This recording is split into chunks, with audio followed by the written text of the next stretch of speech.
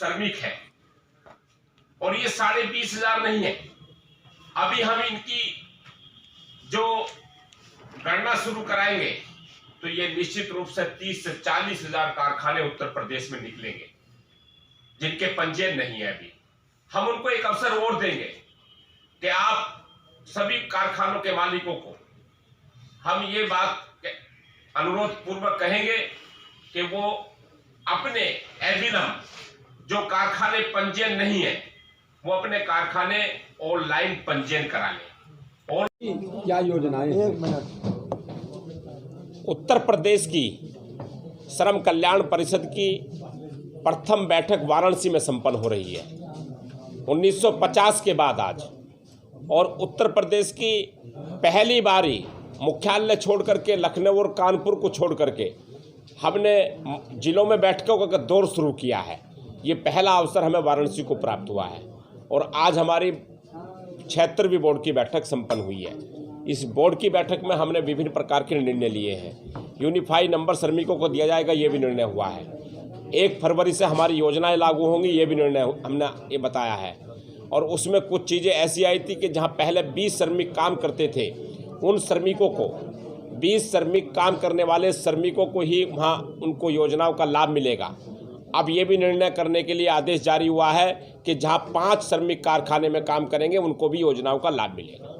क्या कुछ नई योजनाएं अभी आप बता रहे थे, किस तरह की महादेवी वर्मा और इससे जुड़ी हुई 3 योजनाओं की बात हो रही थी, क्या कुछ है श्रमिकों के हित में? श्रमिकों के हित में 3 योजनाएं 1 फरवरी से क्रियान्वयन हो जाएंगी और उनके फार्म, उनके आवेदन शुरू हो जाएंगे।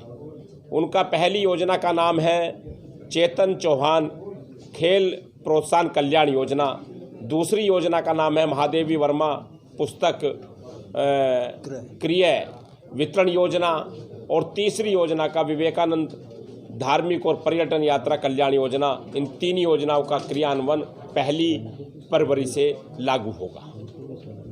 श्रमिकों की जो सैलरी है सर, बात की जाए वो व्यवस्थित नहीं हो पाती, मनमाना रवैया चलता है, मालिक और श्रमिक शोषण होता है। उस पर हम ये शिकायतें उत्तर प्रदेश में जगह जगह से आ रही हैं कि जो सरकार के द्वारा निर्धारित मानदेय है, वो निर्धारित मानदेय जो है और सरकार ने तय किया है न्यूनतम, उसको लागू नहीं किया जा रहा है। जहां से शिकायत प्राप्त हो रही है, हमारे अधिकारी त्वरित उसका निस्तारण कर रहे हैं। और ऐसी कोई शिकायत आपके साथ भी आती है, किसी को मिलती है, वो ऑनलाइन उसको हमें बता सकते हैं, दूरभाष से बता सकते हैं, व्हाट्सएप के माध्यम से बता सकते हैं। ये हमें इस बात को चर्चा कर सकते हैं।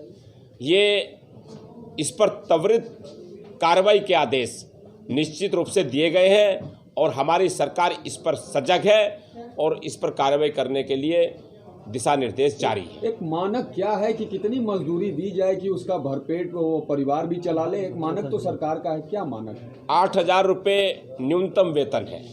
अगर कहीं श्रमिक काम करता है, किसी कारखाने में काम करता है, किसी जगह काम करता है, तो 8,011 रुपये उसका न्यूनतम मासिक वेतन है।